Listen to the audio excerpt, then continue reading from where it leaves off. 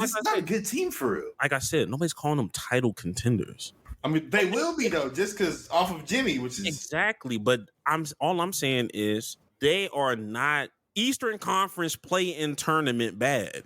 They are not that bad. No, there's no end, bro. It's the Eastern Conference. I think they're bad, bro. They're bad. I really think it is. They're bad until Jimmy's like, all right, we might just get hit with the Rico.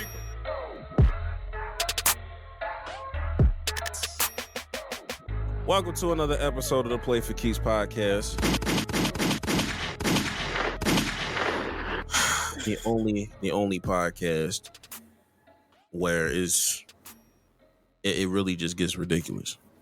You know what I mean? Yeah. it legitimately gets ridiculous. Something that I keep forgetting to like bring up with you on the podcast is the fact that March 22nd and March 23rd are very important days, and we just skipped over it because like it'd be like that, but it really was ridiculous. And I purposely went back to our very first episode yesterday just to kind of like see the growth, and god damn it, we have grown. I haven't even listened to it. I hate rehearing my voice. I hate listening to the episodes because I hate hearing my voice. Most people hate that. I feel like my mic make my voice higher. Cause like when I be listening to it, I be like, my voice is not that high. Maybe you feel that way like when you're disturbed when I say something and then you rebuttal. Maybe that high pitch is not what you're used to. You're not accustomed to. You're not accustomed to a nigga pissing you off like that. So I will understand. I understand that because when I start talking about the Colts, I was like, oh my god, nigga, raise 3 octaves over this. All right, bro. All right, whatever. Oh man. Look. But now it's time. We got to talk about it. You got it, bro. Shohei. Now we don't really talk about baseball that much, but we have been recently because this whole Shohei Ohtani interpreter scandal. And when we first talked about it, we were like, oh, Shohei, or no. First, I think we first talked about it, we were like, oh, the interpreter did it. It's all his fault. And then we talked about it the next week, and we were like, no, I think Shohei has something to do with it. And then we get this report yesterday, I believe. Right, they updated it today. And yeah, it's completely his interpreter's fault. He did it. That man is a horrible human being. Okay. And he's also 39 years old. I didn't know he was that old because Shohei's not old. Shohei like 20. I don't know. Shohei's not old, so that's surprising. So he an OG. Yeah. Damn, Unc. But yeah, it's came out in a federal investigation. Okay. That the interpreter stole more than $16 million over 2 years from Shohei so he could pay off gambling debts. And now authorities have issued a complaint accusing Ippei Mizuhara, who's the interpreter, of bank fraud. And it carries a maximum fine of $1 million and or 30 years sent to prison. My God. But this isn't the worst thing.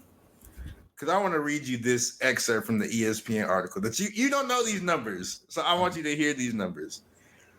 Text messages show, or this is what it says. Text messages show that Mizuhara began gambling with the bookmaker in September 2021, and he began losing substantial amounts of money later that year. Yeah. In all, the complaint states that he averaged 25 bets a day, ranging from $10 to $160,000 per bet between December 2021 and January 2024. So he did approximately 19,000 bets in total. This is the part I want you to hear.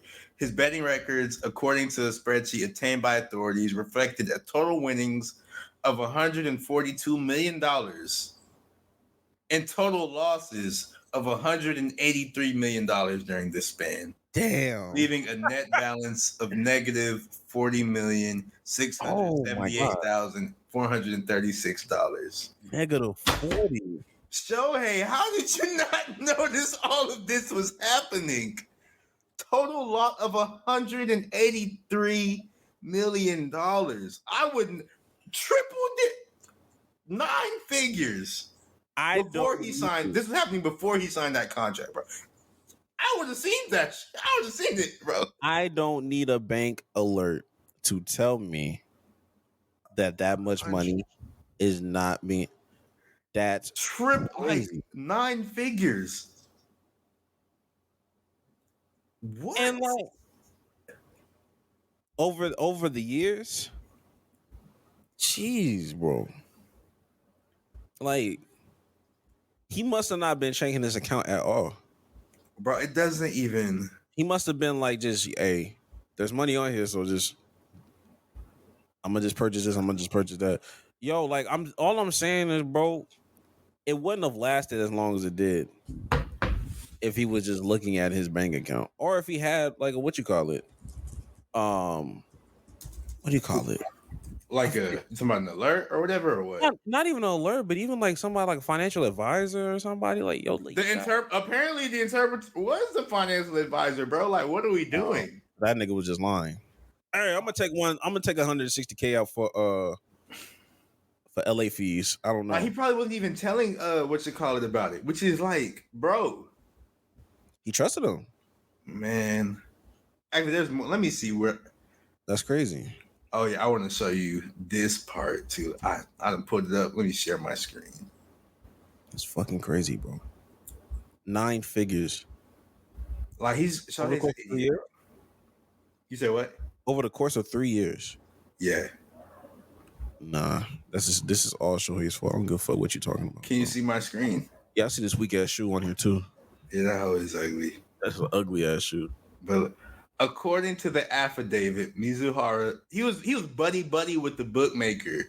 He texted the bookmaker asking for more credit, and on November 14th, 2022, he wrote, "I'm terrible at the sports betting thing, huh? LOL. Any chance you could bump me again? As you know, you don't have to worry about me not paying." Oh my God. Lock his ass up. Bro.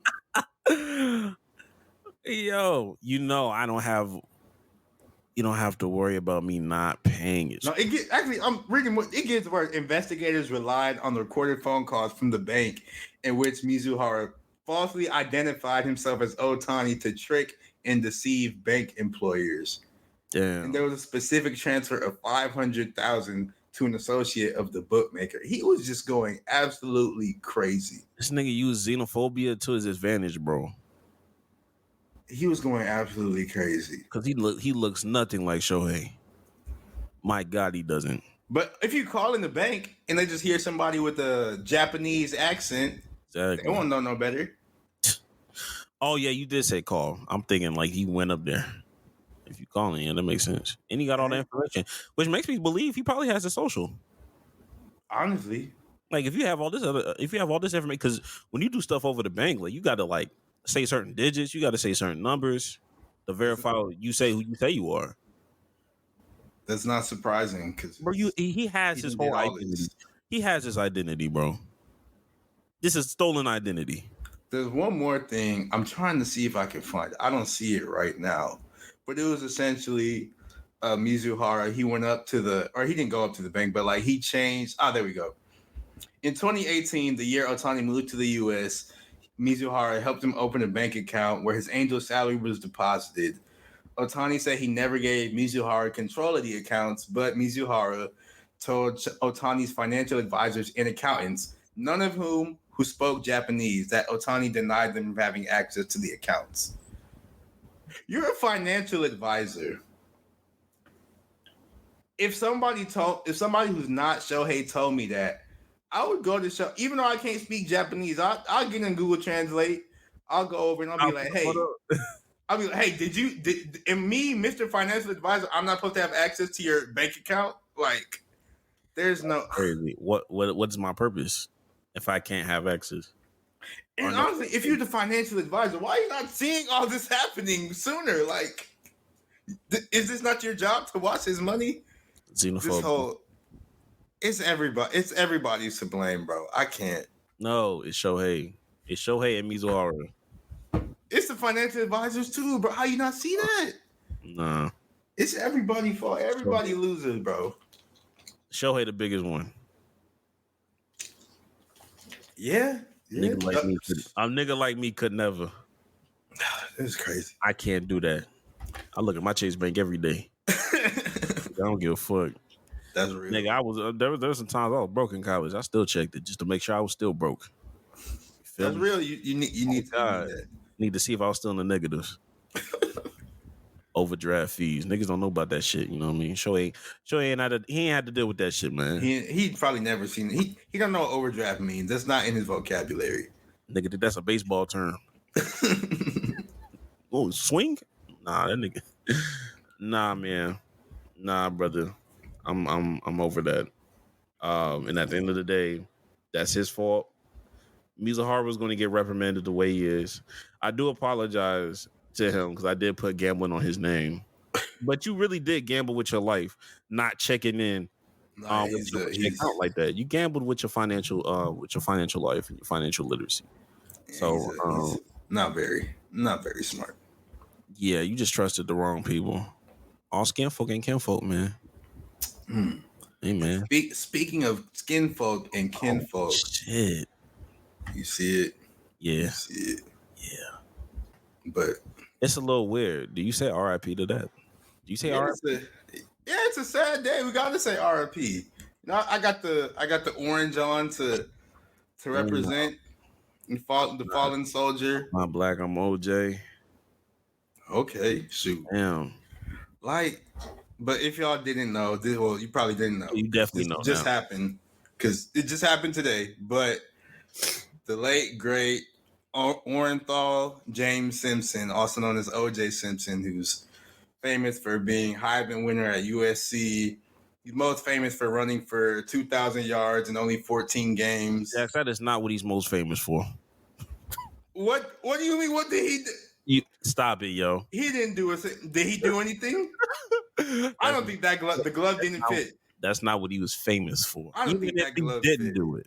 Buffalo Bills legend. He passed away at 76 today from prostate cancer. He's most famous for rushing for 2,000 yards in 14 games and nothing else. Never no scandal. Never no. You didn't watch Bronco, nigga. You did not watch this. Talk about what he most famous for, nigga. This is crazy. I didn't see the white Bronco. I didn't watch that neither. You right. All right. Yeah. But if he's not famous for the 2000, what's he famous for? Because I guess I'm confused. Cam and Mace. It is what it is. That's what he. Yes. Frequent collaborator with Cameron and Mace. Friend of the show of It Is What It Is podcast. That's what he's most famous for. Father of Khloe Kardashian. My God. 76. You know, I'm not here to judge, man. I'm just here to report the news, you know. Reporters report. I ain't gonna lie to you, ain't. Well, I knew he had cancer because he did that whole announcement, so I didn't know he was gonna die that soon though.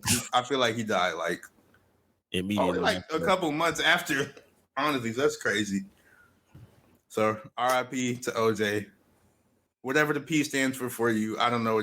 I don't know if it means peace or power or prison or whatever, but RIP to OJ. And tell a friend about this podcast. I don't think they listen to podcasts down there. Oh, well. Okay. I'm just saying. You said down there already, so hey.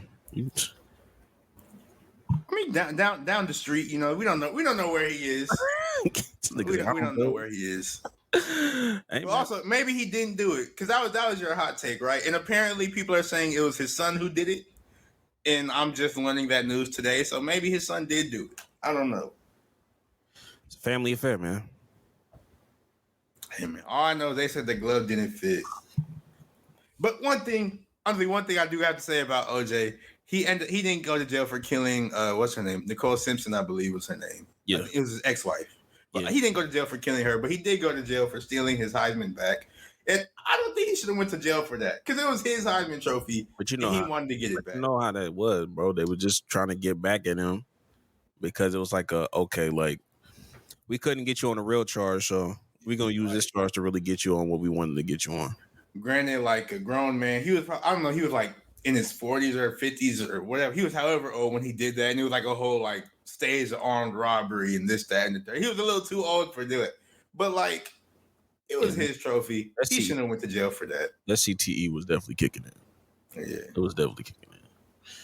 But you know, sometimes you got to go all in to get the things you love. You know. Look at you. Who is? Who is this? I ain't never heard you segue like that in my life. Creators create. Creators create. And that's what you just did. Because you created a segue because we've been pushing this topic off for a very long time. Mainly because we've had other stuff to talk about. And mainly because like it's just a hard topic to bring up because it just and you hate the topic. You just hate the topic in general. And you hate when we have group discussions about it. So I get it.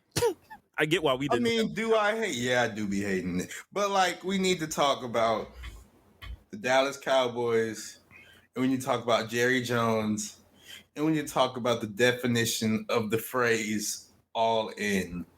Greg, when you hear the phrase "all in," what do you think? Literally, any and everything. You are committed. Like you are willing to do any and everything. That's what all in means to me. That's what I think too. So at least that's what I thought, you know. But maybe there's more than one definition. I'm not sure. Apparently they got different definitions of the Jones family because Jerry Jones earlier this offseason, after being criticized for their moves or rather their lack thereof of moves, he talked to reporters and he said, "This offseason we're gonna go all in with the team." And when I hear that, I start thinking, oh, they're going to start making moves. They're going to re-sign their quarterback, which they desperately need to. They're going to get playmakers, get people who they need, get better coaches, this, that, and the third. And Jerry Jones hasn't done a single thing except, I believe, they re-signed their punter or long snapper, and then they signed Eric Kendricks at linebacker, who is a good linebacker, but still, that's all they did. Oh, and they got Mike Zimmer as their defensive coordinator, who was a former head coach, but now he's old. That doesn't sound like going all in on a roster to me. Does it to you? No, but I already knew that solution, though. We've already made our solution back in January. What was supposed to happen? Yeah. Wait, what do you mean? Oh, you forgot? Yeah. No, you're right. That was the solution, and it's that solution. That was the real solution. Low key, he's hanging on longer than we expected. Low key, I feel like he understands what the solution is too, and that's why he's doing the things he's doing. I feel like if he understands the solution, like we understand the solution, I would have went all in. Like seriously, I'll just be like, I don't care about the salary cap. I'm gonna sign everybody. But I don't know. Yeah, they just didn't. Yeah, and I don't know. Like it's that Pat Riley, Jerry Jones kind of thing we be talking about. Because Jax, I hate to tell you, we're not gonna have a losing record. We're gonna have a what's a reasonable expectation for a Cowboys fan to have? A reasonable expectation. Yeah, the same one that we've been having for years. Be anywhere between 8 and 10 wins. If we're lucky, 12 or 13. Go into the first round of the wild card, and you may win that one, and then lose in the divisional round, and then expect your organization to not do anything in the offseason. But the underlining fact of this is, at some point your quarterback will change because your quarterback is not forever. Yeah, you know that your players around you are not going to be around you forever. So that's your saving grace of, okay, they'll switch it up once they find that quarterback, but they never prematurely move on without having a solidified person. Like, even if it ends up being Trey Lance would have the ball out with a 9-0 record, playing real tough teams. And even then, it would just be a conversation. It wouldn't be like, we're definitely benching you. Like, it's just, I don't know. Like I said, I don't know what to reasonably tell a Cowboys fan outside to just, stretch your legs and Get find comfy. It's find buckets near you. Because we're what LeBron say? We're closer to the end, than the beginning. You know what I mean? We're closer to the end of this ride than the beginning. man. And sometimes you got to play that waiting game. And We've been waiting for a minute. We've been waiting for a minute. we've been kind of waiting all our lives. I'm not gonna lie to you. We weren't there for no we weren't there for no world championships. We wasn't. Yeah, we've been waiting all our lives though. Man, when that happens, what's the episode gonna? I don't know what the episode's gonna be like. Probably something flagrant, and we would probably get canceled for it. But I would still try to find a way to make it make sense. Because real ones know. Real ones have been saying this since like 2008, but we was in denial and was like, yo, like, chill out, yo. You ain't gotta be that harsh. After this past playoff, You gotta be that hard. you have to consider all options. It's gonna like the thing that also just makes me mad because I firmly believe this is like I like Dak Prescott. I think I've said it on the podcast before a couple. I don't remember, but I firmly believe this is his last year as quarterback for the Dallas Cowboys, even though it shouldn't be because he is a good quarterback. But like that's the only option because they haven't re-signed him, so his cap hit is gonna be like $60 million or something crazy like that. Yeah. And then like if they win the Super Bowl, which I hope it's gonna happen, when the games start happening and Dallas starts winning, I'm gonna be like, oh yeah, we're gonna win the Super Bowl. It's not gonna happen. But if Dallas mess around and win the Super Bowl, his price is gonna be way too expensive for them to keep him. And if they end up losing in the playoffs like they always do, they're gonna be like, oh, see, this is why we're moving on from Dak. So this is his last year, and then we're gonna go into quarterback purgatory unless Trey Lance turns out to be Jordan Love. So all in. All in. I know what I'm all in on. I know somebody that needs to be all in, but he's not. That bucket. That's what need to be all in. Oh man.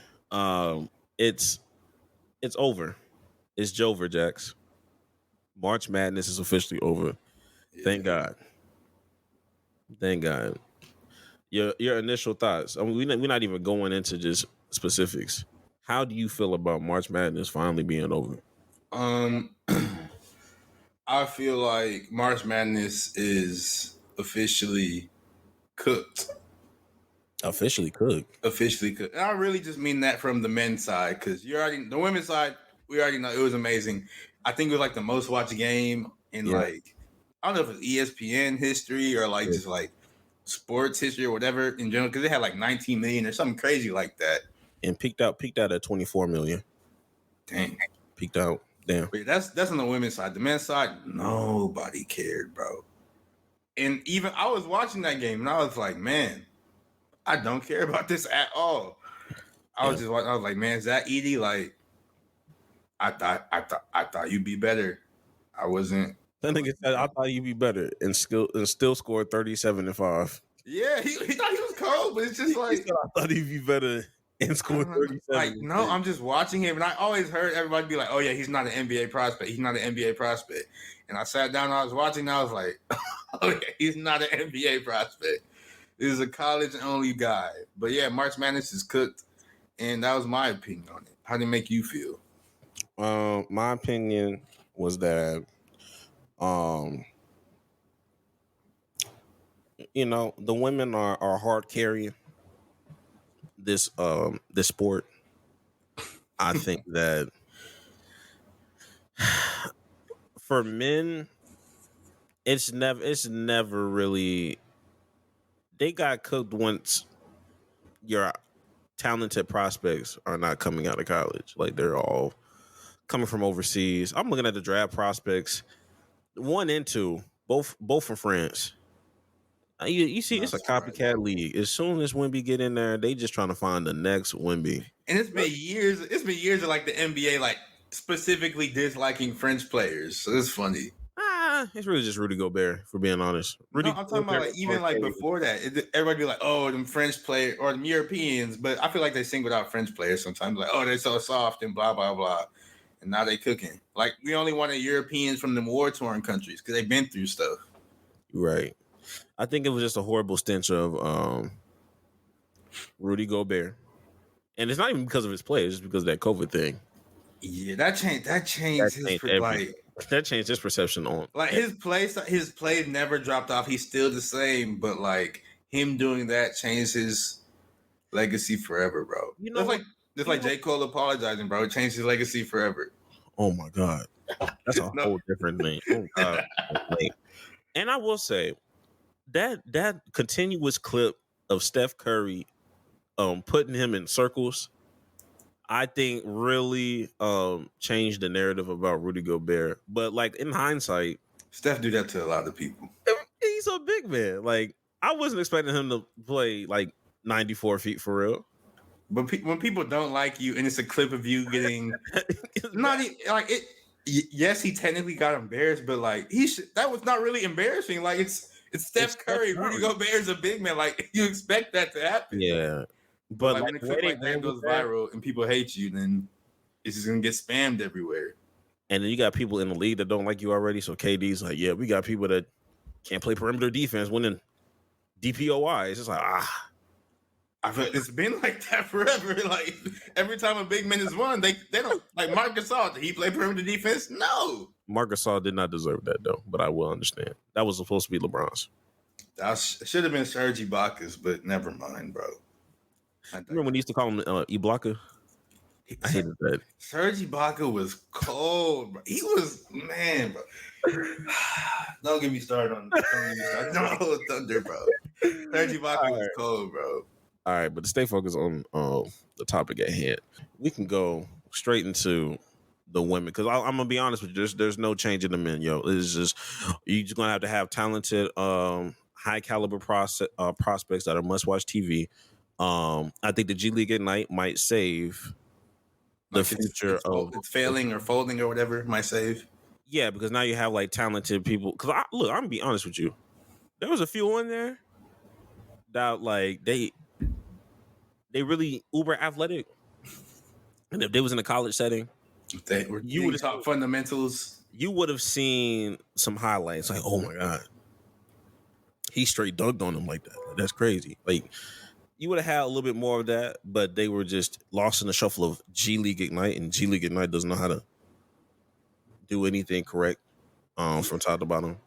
But to get into some real hoops, Dawn Staley, you saved us, all right?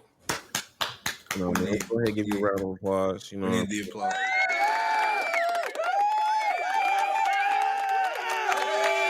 Yeah, I mean, like, I'm just. Look, she had that shit on again. As always. Immaculate. Louis V. Head to toe. Louis Vuitton Dawn, bro. As always. Louis Vuitton Dawn. That's it, yo. That's her name. Nothing really to like, yo, like I guess Caitlyn came out the gate. I'm not gonna lie to you. She did exactly what she was supposed to do. She was going crazy, going fire.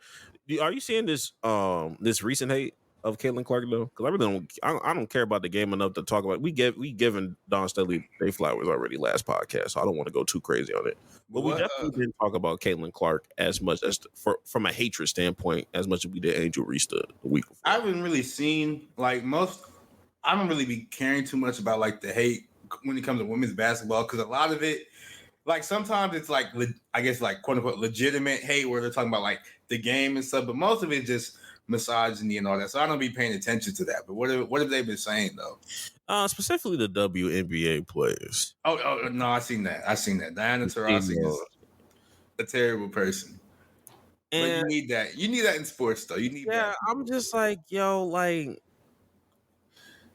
it is a different kind of hate. But I hate when people try to make it like they pin two things together and be like, you see, this is why y'all, this why y'all hoes be still flying on Spirit Airlines. I'm like, that's not the reason why. Two different things. Them hating on Caitlin Clark ain't got nothing to do with them still flying on Spirit Airlines. That is a marketing issue. That is a revenue issue. Yeah. You should want them to succeed. I'm like, yeah, Caitlin Clark can succeed, and I can also. She's still going to succeed. Yeah, and this is a problem that I have because everybody's hypocritical.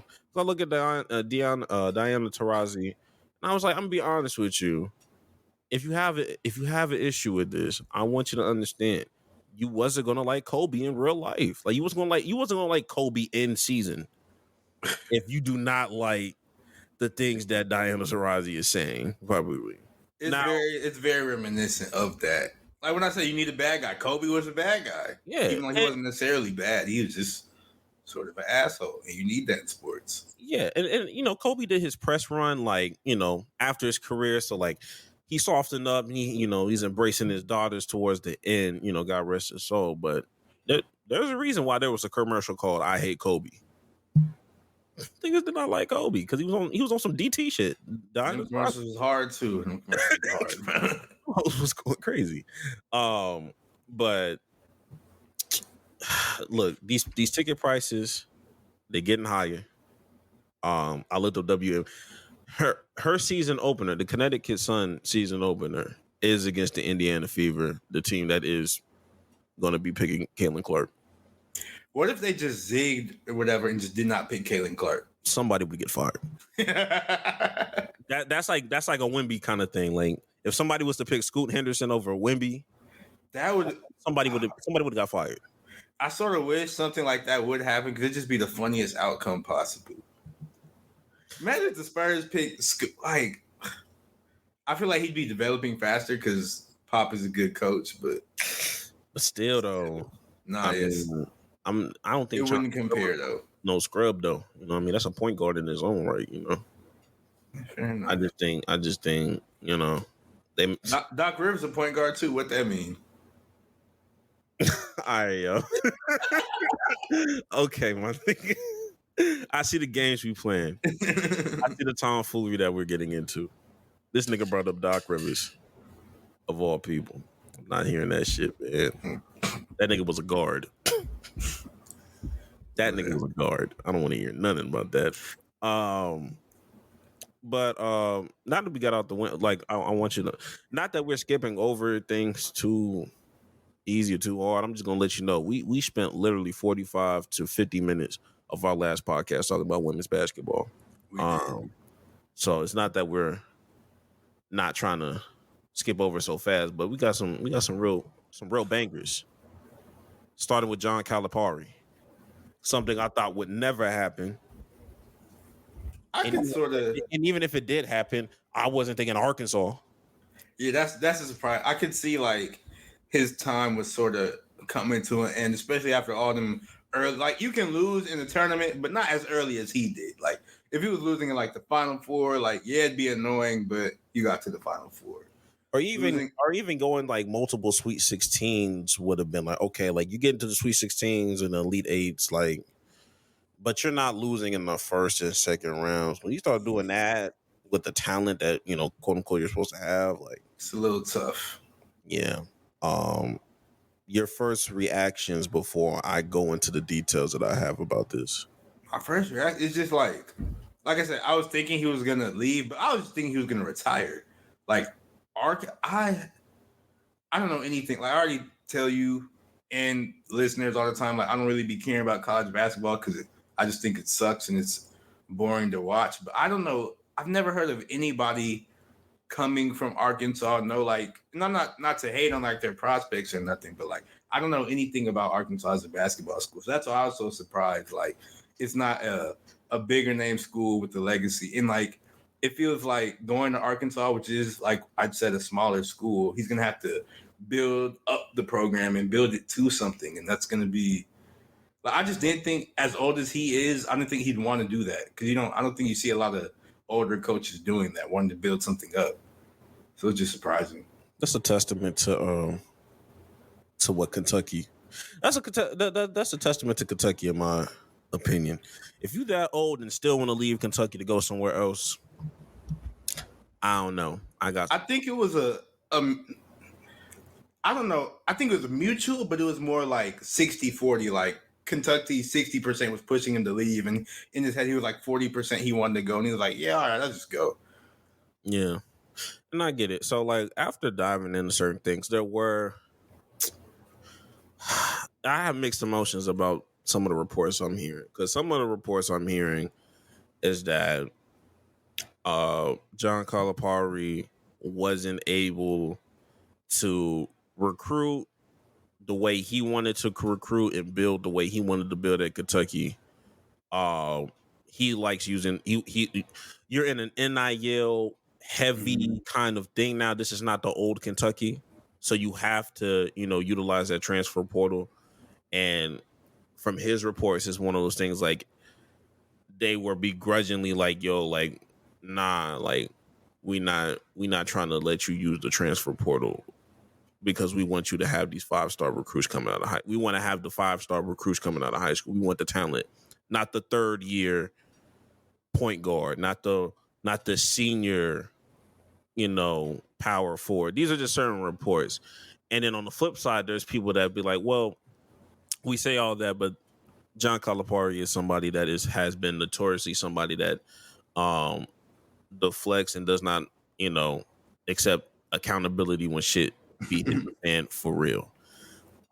So I look at Arkansas and I'm like, okay, these next 2 years is going to tell me who was really telling the truth, because not being able to use the transfer portal is kind of crazy during the time of NIL deals. But it doesn't even seem like, when I think of John Calipari, I don't really think of older players. I think of he's the one and done man. He's the one who sort of helped popularize it. So hearing that he wanted to use a transfer portal, that's interesting to say the least. It's not really that interesting. I mean, it's not as crazy as I've once thought it was, once you kind of see like what the landscape is.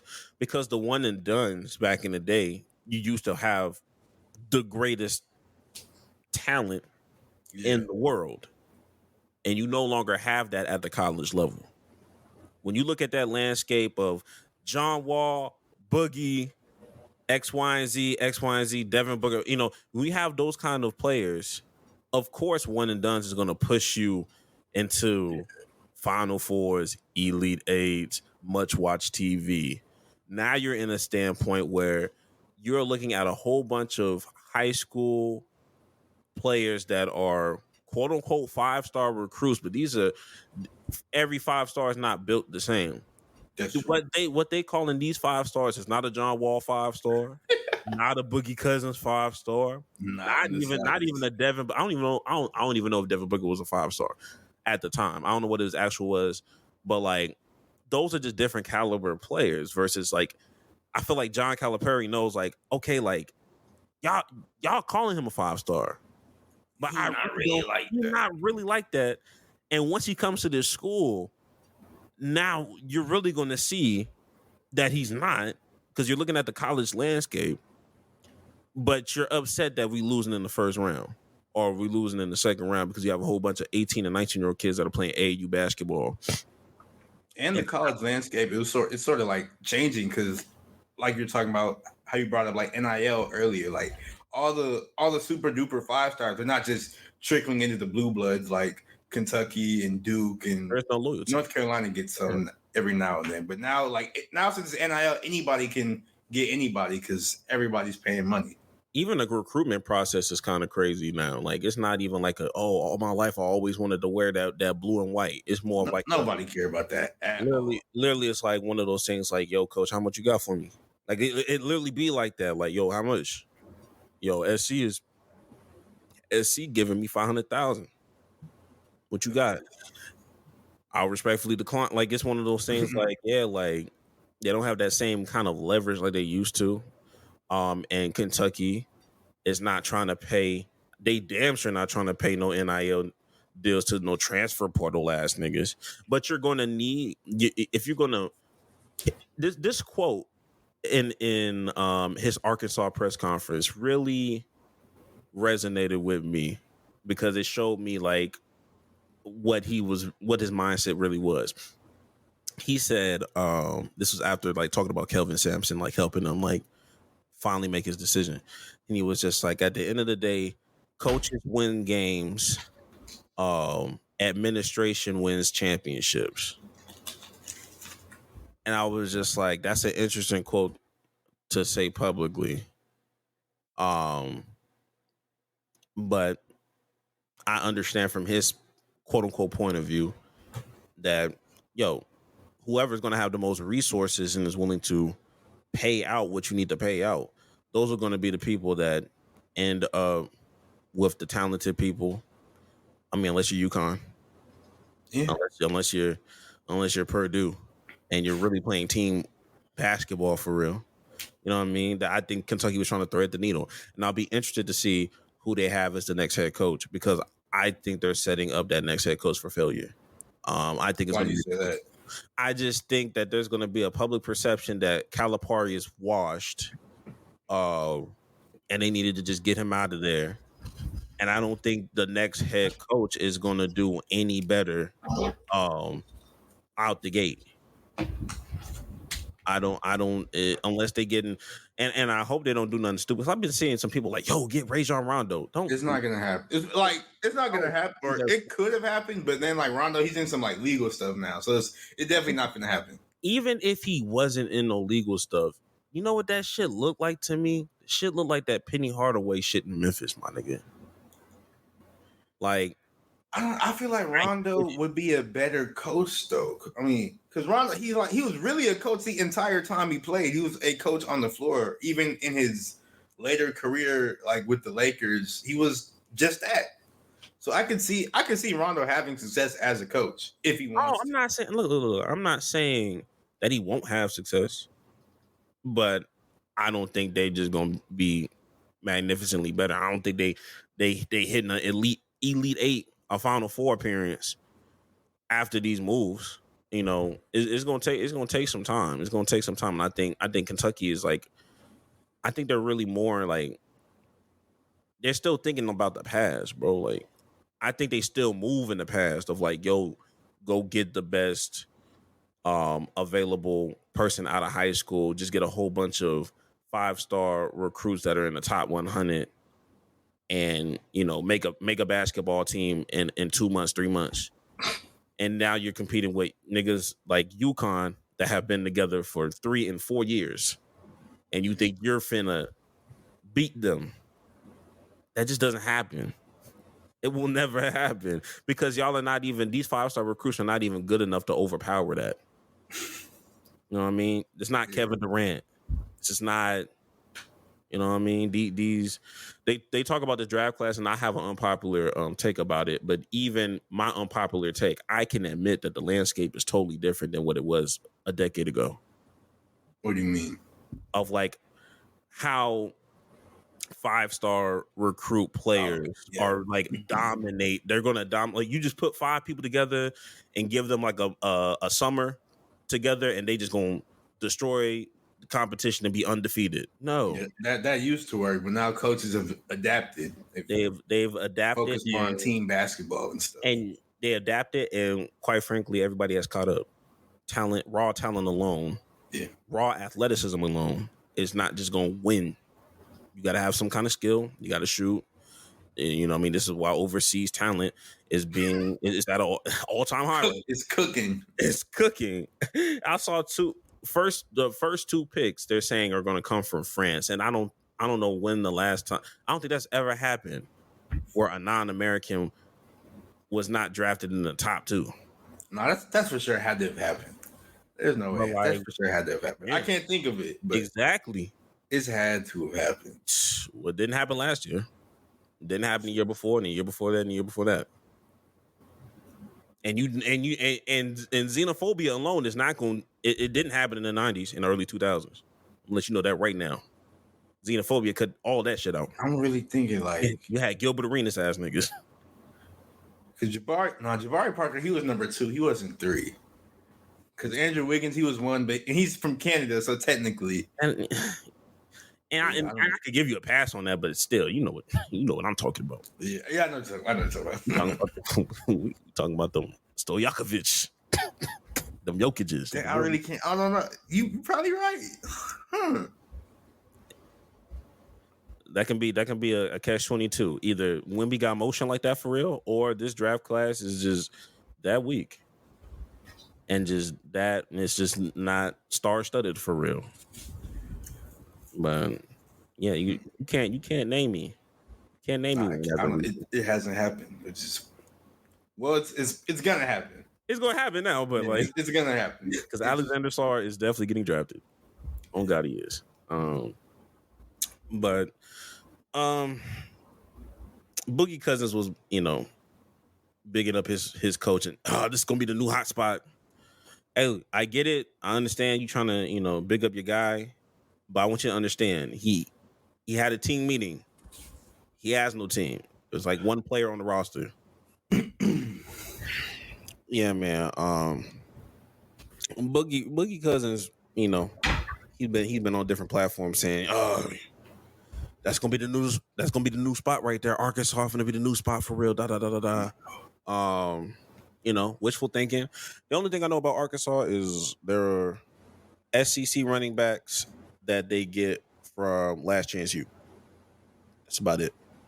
That is true. I know there's like one running back that went there. That's the only thing I know about Arkansas. I think Arkansas is like the poorest state. I'm pretty sure. Oh my God.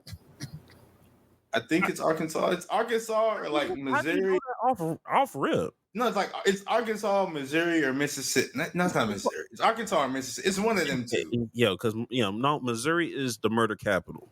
They can't be broke either. You know what I mean? Yes, they can.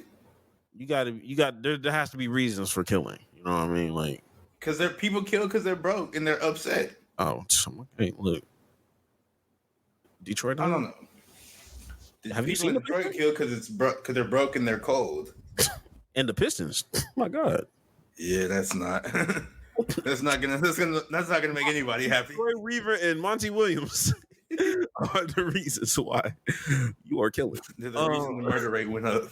Oh God. Wingstop. Anyway, NBA playoffs. We've been trying to push this back just to kind of solidify the standings. But for the most part, they're pretty standings are pretty solidified now. I'm gonna share my screen. And the glaring fact that I want to have here is that the East is weak as fuck. Bro, when it was like the who was it? The Suns, I think they'd have like the third record in the East or something like that if they played in the East. Before Milwaukee had like 3 wins or like 2 wins, the number 2 seed would have been competing in this play-in tournament. Like the second seed. That's why I keep like harping about people talking about Doc Rivers and talking about but Milwaukee's the second seed. Who cares? They're still bad, bro. They're not gonna be good. And am I shameless? Absolutely. I'm shameless, so I'm gonna say it. Like, I'm shameless, so I'm gonna say it. So the Houston Rockets, if they win 2 more games, because they're playing the Trailblazers and the Jazz, they would be 41-40. That would be the first above 500 team to be an 11th seed in NBA history. That's how stacked the Western Conference is. Am I shameless by talking about the Houston Rockets right now? You are. Yes, I am. But I feel like that stat was good enough to be like, hey, this is crazy. The 11th seed is still above 500. And they got to win these 2 games, but that's crazy. It's a good season. They don't have a good season. I told you they wasn't going to make the playoffs or the play-in. You was what you do. I told you. I told you they was going to compete, and goddamn it, they competed the best they could. They did their best. Sometimes your good ain't good enough, man. Hey, I ain't trying to hear that shit right now, nigga. But you brought up the Bucks a little bit before because we haven't even done like a full rundown of the conferences. But like the Bucks are the second seed in the East. Do you think they regret firing Adrian Griffin? Because ever since they I feel like there's only one nigga that wanted him fired. And I feel like it was Giannis. I feel like nobody was even tripping about the coach until Giannis. Now people, I mean, there were reports saying that the team had like checked out or whatever, and blah blah blah. And then he fired. Who did he fire? Or no, he didn't fire. But Terry Stotts, who was like Dame's like right hand, sort of. He just left before the season because they got in an argument. That's kind of crazy. Look, I the head scratching part, yes, it was a little head scratching with Adrian Griffin. It was more than a little head scratching. But it wasn't as head scratching as the replacement of who it was. And then That's like a little head scratcher right there. ever since he got replaced, Doc Rivers has just been saying like the worst quotes known to man. Like it make it sound like he really just like gave up on. I don't know what's wrong with Doc Rivers. No, I know what's wrong.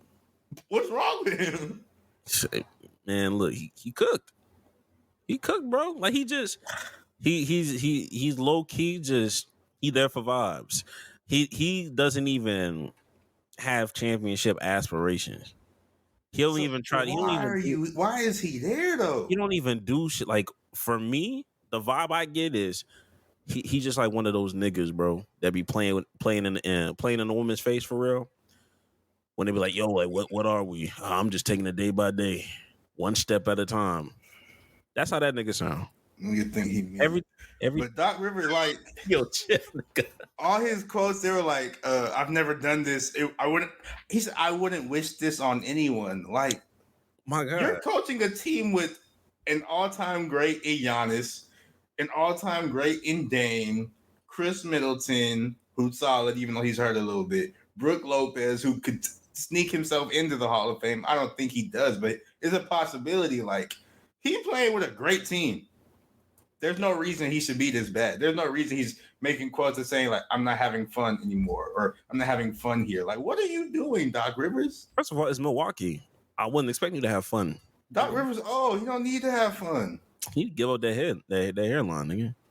That also is very just like him and Chris Paul. I don't know what. I don't get it. Crazy. I don't know how they do that. I don't like. What do you tell your barber to like? It's like a fade, but it's not like it's faded already. I don't get it. It's just a lineup. They're not cutting nothing. But he doesn't have hair, but he has a lineup. It's just they throw like a small little beignet in that bitch too, just a little bit. He said beignet. Just on the corners, nigga. Just on the little corners, real quick. Bro, that's Beijing. Beignet's the thing you eat from New Orleans. Oh yeah, my fault. Man, they sprinkle the powdered sugar on his head. Nah, that's nuts. That's why that shit so shiny. That shit crazy. We gotta chill. Another conversation I want to have. But nah, let's go ahead and run down the standings. All right, best. Let's go down this list of Eastern Conference. Yuck. Boston, we knew they were gonna be a team. This is, they had Drew Holiday. They got Drew Holiday, Porzingis. Drew Holiday just signed an extension. I thought Drew Holiday was going to retire soon. So I'm surprised. You did say that, and then they had a 4-year extension. Had a change of heart. I mean, it's $135 million. I'd do it too. That's true. Milwaukee, we already know. Buns. New York, I'm not taking them seriously. I'm not gonna lie to you. I didn't know they were third seed. That's Hey, stop. Hey, I'm gonna be honest with you. It's the Eastern Conference. Stop looking at these seeds, bro. Look at the win. 47. That's 47 win team. Like, they're 15 games back from first place. Exactly. Second place is 13 games back. Like, what was the Eastern Conference doing? Like, the Celtics had the best record in the league, but everybody else in their conference sucks. Exactly. Right. Cleveland Cavaliers. Yo, I'm gonna be honest with you, bro. I never see a positive play out of Evan Mobley in real life. That Paul George play was insane. It's crazy. Orlando. Congratulations, you're comfortable. I'm glad Orlando got it. I'm happy they're fifth seed. I'm glad that Paolo Banchero is finally getting some nationally televised games, and they have no choice but to do it because he's in the playoffs. Yeah. Indiana Pacers, they had a nice little high. Tyrese Halliburton had like a nice little high, and then you just fell off. I think he's sort of like playing injured though. Yeah, I understand. Philadelphia, they're there only because Joel was out for so long, so I'm not even gonna go crazy on it. Nobody cares about the Hawks. Nobody cares about the Bulls. But I want to have those teams should not. If those teams make the playoffs, Miami and Philly did something horribly wrong. Bro, look at this, bro. 26 and a half games back. They're 36 and 44. Like, they're not going to get 500. Like, nigga.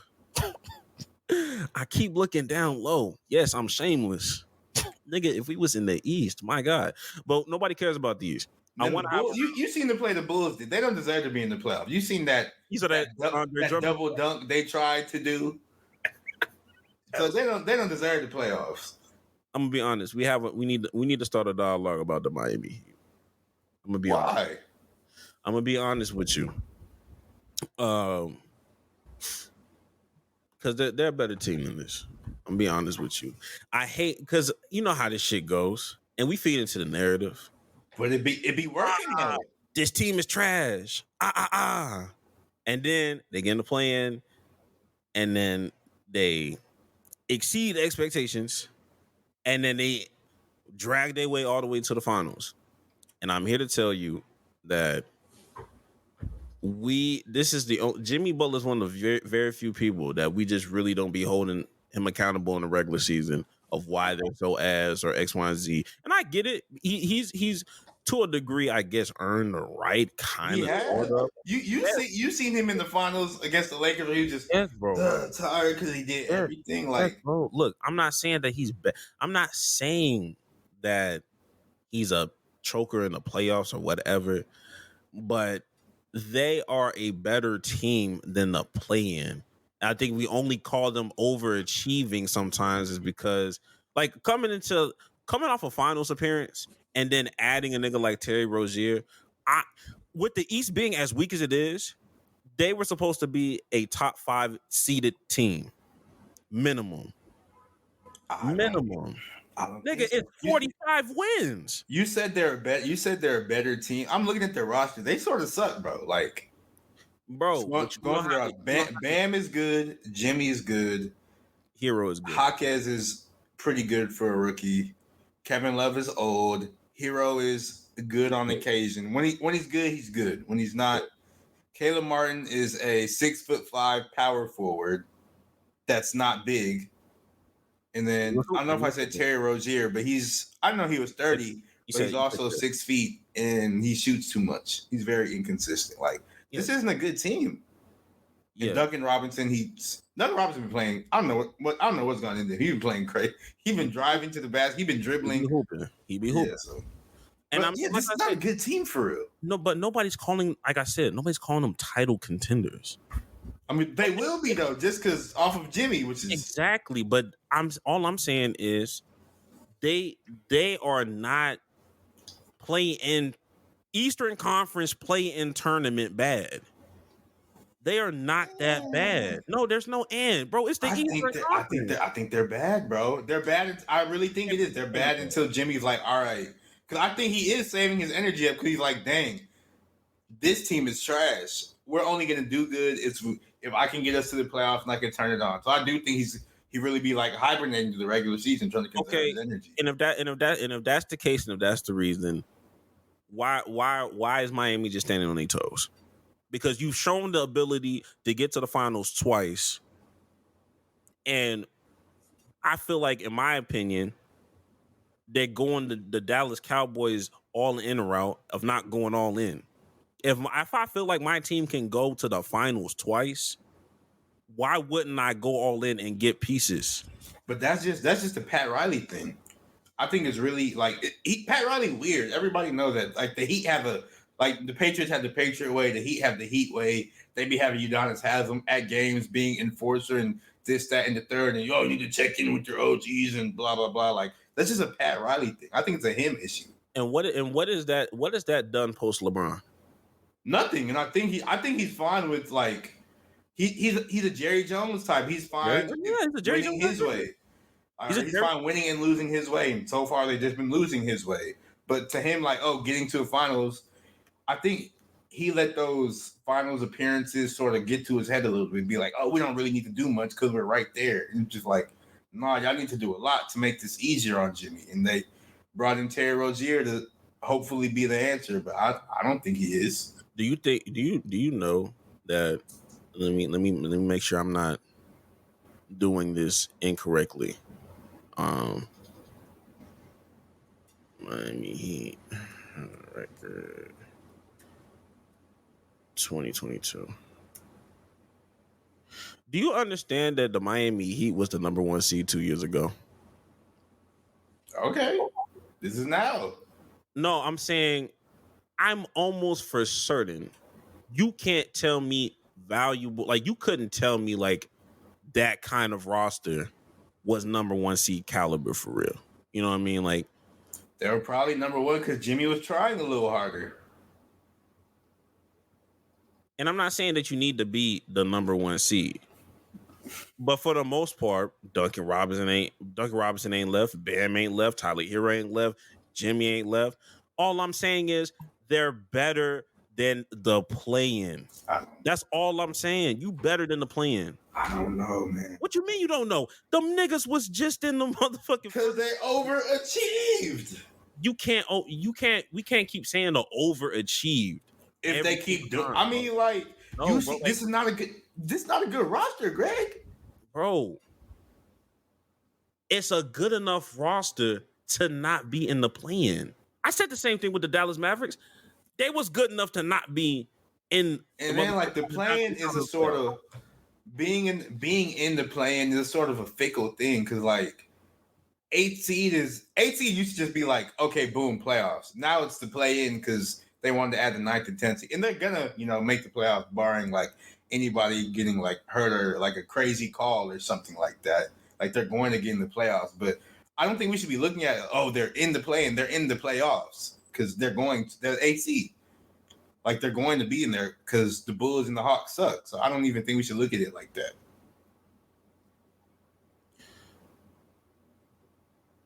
This is the Eastern Conference, and I will leave it at that. That's all I'm saying, bro. Oh, This is the Eastern Conference, bro. but we ain't gotta. Well, We ain't gotta go. We ain't gotta go. Get that off my screen. Let's see some real hoops, some real basketball. I ain't gonna lie. This ain't solidified just yet, or maybe it is. I don't know how many games people have. I think it did, or wait, because I was watching the game battled it out yesterday. I think it's like if the Nuggets win one more and like one of the Wolves or the Thunder loses, I think then they'll be the 1 seed. I think it's something like that. I don't remember exactly what it said on the TV, but it's something like that. Yeah. I'm gonna be honest with you. I think the Nuggets are overwhelmingly favorites. They did not that they've been on cruise control, but it's just like it feel like they haven't played like to their fullest, capacity if they wanted to. I just feel like they just been kind of toying around with the season and still have the number 1 seed. Minnesota surprised everybody. If you knew Minnesota, Hearing the Minnesota Timberwolves is a 55-win team, the 2 seed in the play, like I would have never expected to see that in my life. yeah, and Karl Anthony Towns is still trying to come back. So that's What did it say on the side? He's scheduled to return on Friday. off a torn meniscus is kind of crazy. Medicine has really evolved over time. It's kind of crazy. Man. OKC, I knew that they were going to be comfortably in the playoffs. I just didn't know what seed they were. I'm excited to see what they look like. Their first matchup, they're playing against the Pelicans. That's going to be a nice matchup. They play each other well. Like that. Clippers and Dallas. I feel like this matchup has just been going on forever. Yeah, It's like Clippers and Dallas, and then Dallas and the Suns. Like those 2 matchups, they've been playing each other forever. I feel like they hate each other as teams. Okay. And now we get into the play-in of Phoenix, Kings, Lakers, Warriors. Unfortunately, one of these NBA legends will not be in the playoffs. Oh, so 9 and 10 play each other, right? Yeah, I mean, there's only 2 spots. So, and there's 3 superstars. There's 3 teams. Oh, you're right. I was just thinking of the last 2 because I already knew the Suns was going to get in. So, you feel like that? yeah. Okay. Who do you think is gonna get left out? Do you really? I don't know. Because I used to comfortably say, yo, Golden State is not gonna make it. But at the same time, they've been ramping it up. I'm gonna be honest with you. I don't know who gonna be 7-8. I promise you. Golden State is the type of team to sneak one against the Lakers or sneak one against Sacramento or whatever. Like And I'm looking at the 6th seed with the Pelicans. They're only a half a game ahead of the Suns. Doesn't that mean the Suns could end up in the 6th seed? They would have. I don't know the remaining schedule, so I'm not. I think it's one of those things that Phoenix would have to outright have a better record because I think the Pelicans have beaten them in the head-to-heads, if I'm not mistaken. Well, yeah, but if the Pelicans lose, no, I'm saying like they play tonight and then the Suns win, I could see.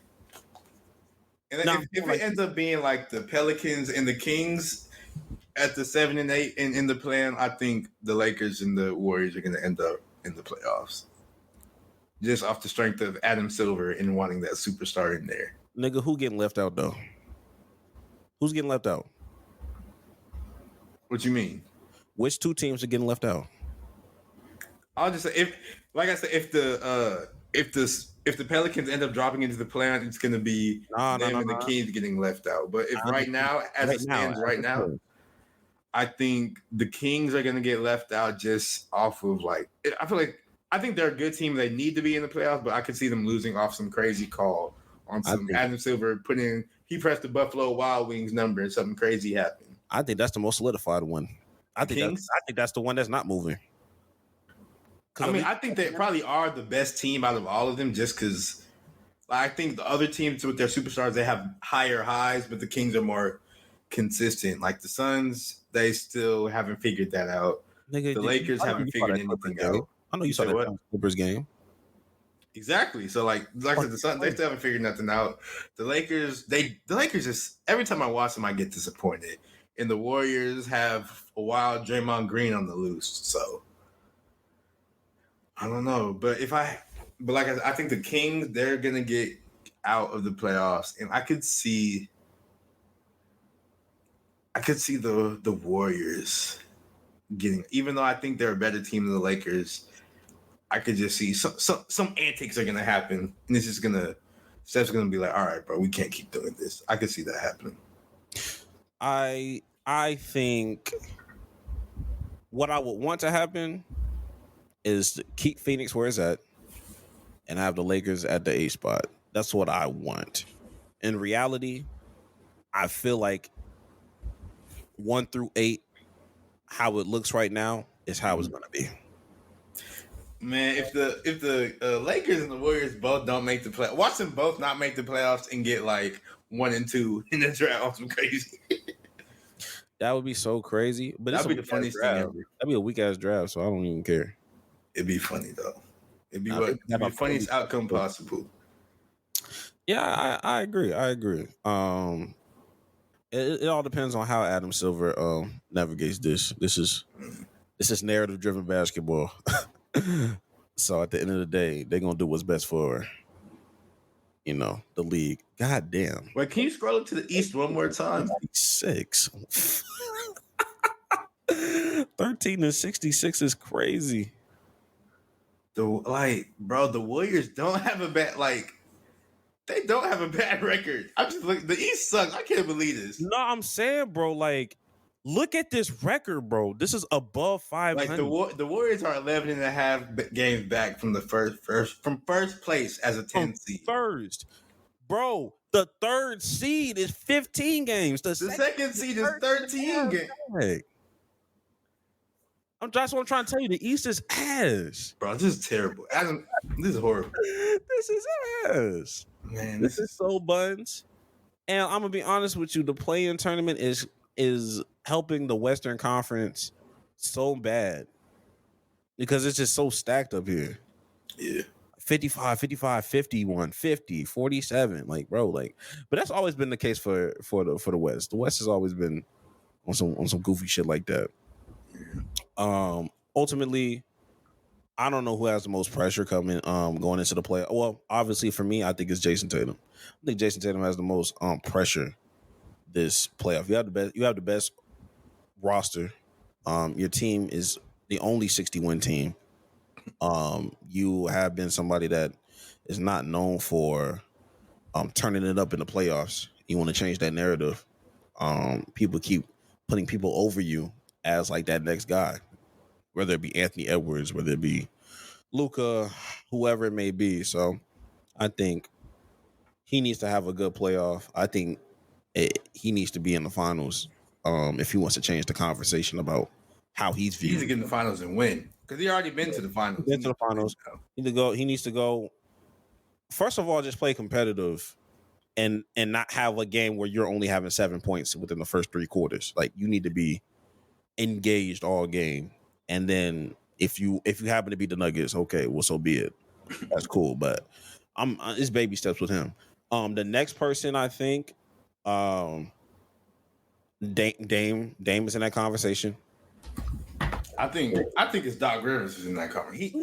Bro, no, it's not. Yes, it is because if they don't turn it around, this is gonna be his last coaching job ever, and this is what's gonna be remembered. We say this every year, bro. We say this every year, bro. I feel like we all thought that Philly job was his last job. You know that. But this one is real. I feel like this one it's gonna be completely undeniable because owners are gonna be like, "Oh, he sucks. I'm not doing this again." You sound like them relationships. Them toxic relationships, like, hey, nah, for real this time, bro. This time, I say, I promise you, like I can control whether or not he gets hired. He said, I promise you, but bro. This got to be his last time as a head coach, bro. GM Jax. Oh my god, bro, that nigga. I'm about to say your last name by accident. That's crazy. Jackson Morey. All right, bro. Jax D'Antoni. God damn. I also think the Clippers, as everybody on the Clippers, except for Russ, has a whole lot of pressure on them. Cause like, you know how I feel about them niggas. Everybody been healthy. Like this, everybody been healthy. And I ain't trying to hear none of them talks. This is the first time everybody's been healthy. So hopefully, I ain't trying to hear none of them back. Hopefully for them, they do something good in the playoffs because this is the first time everybody been healthy. They got all their players. Dallas is a tough matchup to have in the first round. I'm not gonna lie to you. Exactly. So, that is a tough matchup. Like if it don't work for the Clippers this year, and honestly by work, I mean like Eastern Conference Finals at a minimum. If that don't happen, not Eastern but Western Conference Finals. Yeah. But if that don't happen, yeah, blow it up. Oh my god. I'm happy for Zion for turning that corner. You lose that weight, bro. He lost his baby weight. Let's hope he keeps it off. All right, because we've seen it fall off before. His freshman year at Duke, that's a unit.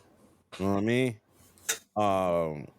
Who else was there that I'm missing? That Minnesota. There's a lot of pressure on Minnesota. I don't think so. I think it's like are y'all for real? But it's Minnesota, so nobody expects much from Minnesota. So I want to see if they legit for real.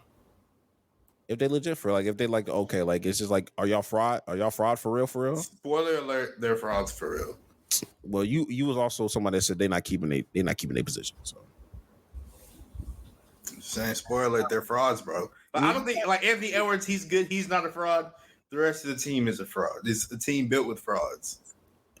I mean, I feel like LeBron had a team built with frauds in 07. I mean, yeah, but LeBron was a much better player than Anthony Edwards, and that's not an insult to Anthony Edwards. It's just LeBron James. I just think that Ant might turn it up. He will. I saw this nigga hit nothing but bank shots on purpose. Who, Ant? Yeah. It's a different nigga right here. 3-pointers too. In game. It's a different nigga, man. I ain't gonna lie to you. I'm just saying. I just think LeBron in 07 and Anthony Edwards now is on complete different levels, and that's not an insult to Anthony Edwards. And I hate comparing it. It's just one of those things like just because this team is fried, that don't mean they not gonna get drug into the second and maybe third round. I don't know. Man. This is gonna be a good playoffs. I'm excited for the playoffs. Actually, I'm excited for the Western Conference. Put it to you like that. I could care less about that Eastern Conference. I'm excited. I think the Celtics are gonna lose, so I'm excited. Damn. No, bro. I don't believe in them. I think the Celtics. It's not. I don't think the Celtics or the Bucks are coming out the East. Who coming out the East again? You think Miami gonna do it again? I don't know. I just know it's not them two teams. Man, please don't let it be New York. I'm not trying to hear none of that. I am not trying to hear none of that. I don't care how deep your hatred is for these other teams. Please do not let it's not gonna be. It's not gonna be New York. Those three teams. It's not gonna be. That's all I got to. It's gonna be the Heat. It's gonna be the Heat, bro. It's got to be the Heat. That's a bit. All right, let's go ahead and move on because it's getting crazy. Is it about that time? It's about that time. All right, shit. Hot take of the week. You wanna go first or? What's your hot take? Or wait, not what's your hot take? Do you have a good one or? It's not as passionate, but you go first. You go first. My hot take of the week is, I think a lot of people are talking shit about this 2024 draft class, and I just truly believe that it will be one of the most underrated draft classes that we talk about because it just keeps getting shitted on. Like, it's just like, oh, this is going to be the worst draft class of this decade, this century, because of just like the star power, I guess, the people up top. And I'm going to be honest with you. There will be a good player in every draft. This may be one of these. I'm looking at this draft class. I'm not going to lie. This is that, if you're one of those people that's, draft for fit, this is the perfect draft for you. Draft for fit ass nigga. Because people be shitting on this draft class, but I'm like, yo, I'm looking at Cody Williams right now, the brother of Jalen Williams. Bro, I think he's gonna be so good just because Jalen Williams is good. You gonna tell me he's bad? Now, granted, the only thing that makes me eerie is that it's rare that you have two brothers in the league that end up playing very well. It's Lonzo almost did it, but I'm trying to think. I don't know who. Blake Griffin's brother was trash. J.R. Smith's brother only got signed because J.R. Smith. Like I said, Lonzo Harrison twins were bad. Both twins were bad. Giannis. We ain't gotta go. We ain't gotta go there. We ain't gotta go there. Cody and Caleb Martin is there. Steph and Seth was okay. Seth is decent. He's a decent player. He's decent. And the Morris twins were serviceable players in their prime. I'll give them that. The Marquise and Marcus, whatever the hell. Yeah, I think Keegan Murray and Chris Murray. I have not heard shit about Chris Murray, but I've heard Keegan a lot. The Lopez twins, they're solid. Okay, I'll give you the Lopez twins and the Gasol brothers. I'll give you those. Yeah. Big men. But I'll say, who's the other one that I was finna? I didn't know Evan Mobley had a brother. He plays in the Cleveland G League, if I'm not mistaken.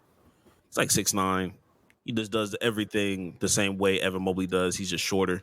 The Thompson twins. Hey, I like their odds. But yeah, no, it's not many good ones. Yeah, that's the only thing I will have pushback on. It's like it's just rare that it happens, but I'm not doubting it. I would still take a flyer. I would still do it. As long as you don't draft Zach Edey in the lottery, I think that you'll be fine with all of these draft prospects. Like, they're going to be serviceable NBA players. They're not horrible players. They're just like, okay, I wouldn't form my team around them. It's like, it's like a whole bunch of Jabari Smiths out there. It's like, okay, like, you're good, but you're not the franchise guy. Yeah, I'm looking at the big. I think there probably won't be like no super duper Anthony Edwards or Zion, or there's nothing like that. But I think if it happens, it's going to happen in the end of the first round, second round. It's somebody that we just never saw coming. But it's not one of those. Okay, this is the prospect we've been waiting for. Yeah, waiting for. So It's gonna be solid. I think it's gonna be a decent. Somebody's gonna be decent. Multiple people from the draft are gonna be decent. It's not gonna be. I agree with your hot take. Yeah, It's not gonna be that bad. because even when you look at certain things like 20, I think they said 2016 was going to be a horrible win at the time, or just like a mid win, whichever one that had Malcolm Brogdon winning Rookie of the year or whatever. Year or whatever. I don't know if that was 2015, 2016, but even then, you still had serviceable players. You still either you had Ben Simmons at the time or you had Jamal Murray in that draft. Brandon Ingram and Jaylen Brown, they was in that draft. Buddy Hield, he's solid. You still have people in there, so Sabonis is in that draft. Yeah. Don Maker, I thought he was gonna be so. I thought he was gonna be so cold. I thought he was gonna be so good, bro. Yeah. Jeez. But yeah, that's my hot take. Not too much on the draft class of 2024 because all the ones that y'all hype up for real end up underperforming. 2021 draft class, y'all overhyped it for real.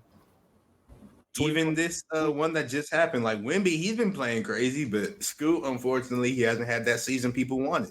Brandon Miller been balling. Been proving the haters wrong. Yeah, Brandon Miller good. Proving the haters wrong. Yo. What? I know you acting different, like a little aggressive. My God. I'm just saying, you acting a little funny. Yeah, and people weren't really high on the 2022 draft class because there wasn't a consistent number one overall pick. But Paolo's been good. He's just been disrespected. That's all. Paolo's been good. Chet's been good. So yeah, so it's not bad. All right, man. What's a hot take? My hot take is, while what he did was lame, yeah, I know what you about to do. I feel like everybody just needs to take 2 steps back and realize what they're talking about. I refuse. J. Cole, bro. Jermaine. Yes, what he like. If you guys didn't know, or this is a sports podcast, so we don't be talking about stuff like that all the time. But what happened? Kendrick Lamar, he ended up dissing J. Cole, or he dissed Drake. It's in a few shots of J. Cole on the Future and Metro Boomin album, which led J. Cole to he ended up putting out a project. I think that was going to come out regardless of the Future stuff, but he put out the project, and then on the last song of the project, he released. It was called 7 Minute Drill. The song was not 7 minutes, which sort of surprised me because why would you do that? But anyway, the song was called 7 Minute Drill, and he sort of dissed Kendrick Lamar, and he said like, "Oh, your first album was classic, your second album was boring and put people to sleep, and then your third album was really good, but you're not good no more." Which is the only thing he said that was true was that his first album was classic. Everything else he said was a lie. But I don't think I feel like everybody just needs to take a step back. And yes, we should be publicly shaming J. Cole because that was very lame of him. But people are talking oh, this is wartime and blah, blah, blah. And hip hop is competition. And I'm just like, bro. He said this is wartime. Please shut up. People are acting like this is a real battle. This is people. These are 40-year-old men with wives and kids. It's not wartime, bro. They're just saying words behind the beat, bro. It's not please, bro. None of this affects your daily life. It's not that serious. Yes, J. Cole, he was lame. He took that L, but it's not no wartime, bro. Shut up. Y'all sound stupid. It's morphin' time. This nigga is crazy. I'm just bro, shut.